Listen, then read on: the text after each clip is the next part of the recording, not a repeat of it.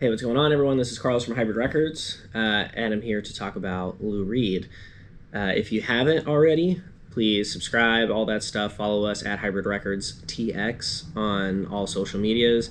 We're a small record store in Corpus Christi, Texas, South Texas, and so it helps us out a lot. So thank you for watching. Let's just get straight into it.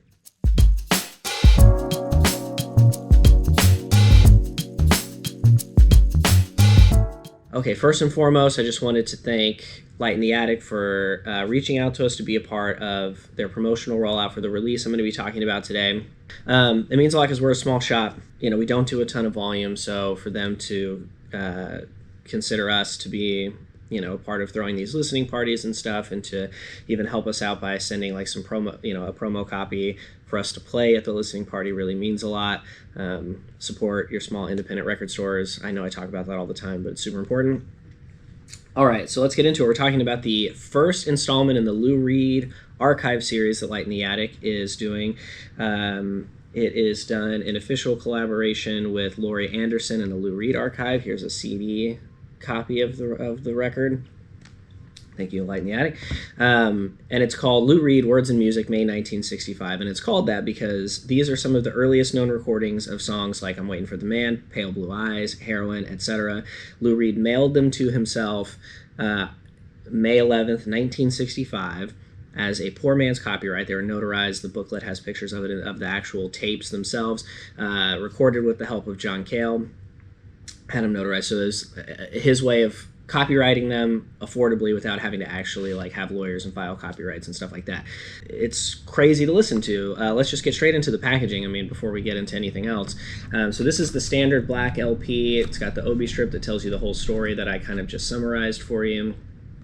And then on the back it has, you know, things like all tracks previously unreleased, produced in partnership with Laurie Anderson and the Lou Reed Archive, features the earliest known recordings of I'm Waiting for the Man, Pale Blue Eyes, and Heroin, as made famous by the Velvet Underground, remastered from the original tape by Grammy-nominated engineer John Baldwin, package designed by multi-Grammy-winning artist Masaki Kioke, vinyl pressed to RTI, and it has a saddle-stitched 28-page book featuring lyrics, archival photos, liner notes by Greil Marcus, Don Fleming, and Jason Stern. All tracks recorded in May 1965 for the vinyl release. We'll get more into that later. So we have the black vinyl. It comes in this, you know, rice paper sleeve, which is housed inside of a printed inner sleeve that has this photo of Lou Reed. And then, of course, we have the booklet, as mentioned earlier. There is a ton going on in this. A massive amount of write-ups, etc., etc. I'm not going to go through this whole thing, but I do want to show the photos of the tapes themselves, which are right here. You can pause that and do whatever you need to do with it. And that's the standard version. The CD version has 7 extra tracks, as does the deluxe vinyl edition, which we'll get to, and the 7 additional tracks, 6 of which are unheard recordings between 58 and 1964, including early demos, a cover of Bob Dylan's Don't Think Twice, It's All Right, and a doo-wop serenade recorded in 1958 when the legendary songwriter was just 16. This one has a 60-page book, I'm assuming because the book is smaller, and this is a limited first edition housed in a special die-cut jacket. So that's what's going on with the CD, the standard vinyl version. The copy we have available for sale on Friday is yellow vinyl. But let's get into the deluxe. I'm going to try to go through this quickly, but this is the first time that I personally am seeing the deluxe. I just took it out of the shrink right before I started recording this. So it has this kind of strip that goes around the outside. And it has a lot of the same notes that the other ones have, except a few changes. This is a 45 RPM 2LP set pressed on audiophile quality 180 gram vinyl at RTI. Features the only vinyl release of I'm Waiting for the Man May 1965 alternate version. It was remastered from the original analog tapes. All the other stuff it says. Okay, includes a bonus 7-inch record housed in a die-cut picture sleeve containing the first ever vinyl release of 6 previously unreleased tracks recorded between 58 and 64, just like on the CD. But again, the first time on vinyl. Has the 28-page booklet. Archival reproduction of the letter written by Reed and Delmore Schwartz circa of a letter written by Reed to Delmore Schwartz circa 1964, includes a CD containing everything.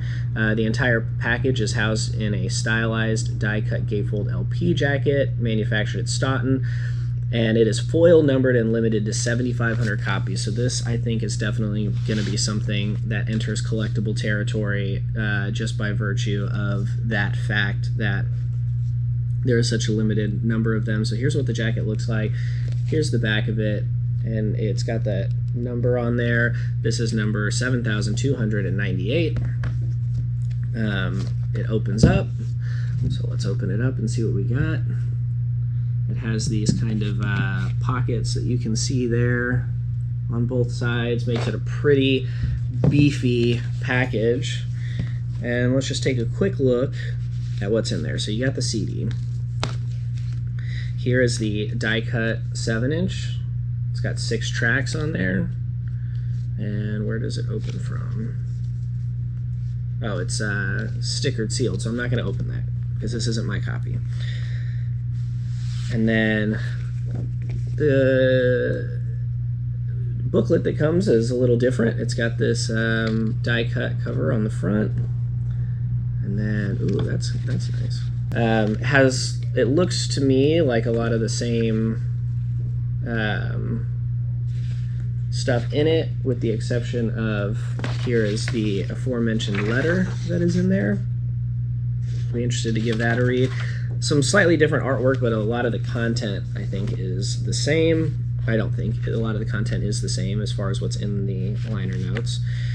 And then, again, just like with the standard version, we've got this nice printed inner sleeve. Again, the artwork differs on the deluxe, but still same principles at play here. We have the rice paper sleeve. Really nice looking record there. 45 RPM. You know, if you go back and watch my 5 favorite record labels that are currently releasing vinyl video, which I'm not going to link because I'm lazy, but you can go back in the channel and find it. It's not that far back.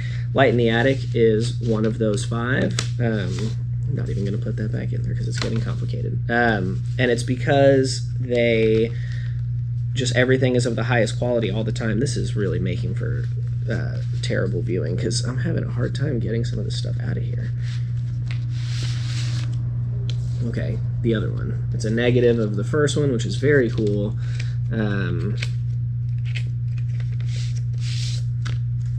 Again, rice paper sleeve, the whole 9 yards. Beautiful packaging. I kind of hope these don't sell as well as I anticipate them to, because I might end up wanting to keep one of these deluxe ones. But I really shouldn't. We only got a handful of them. And we want those to go to customers, obviously. Oh, okay, look at that. I'm a dummy.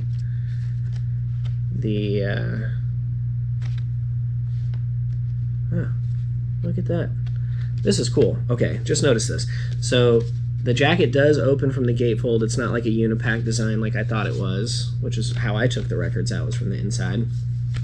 It does open here, but what it does is the picture sleeve corresponds to the die cut and fills in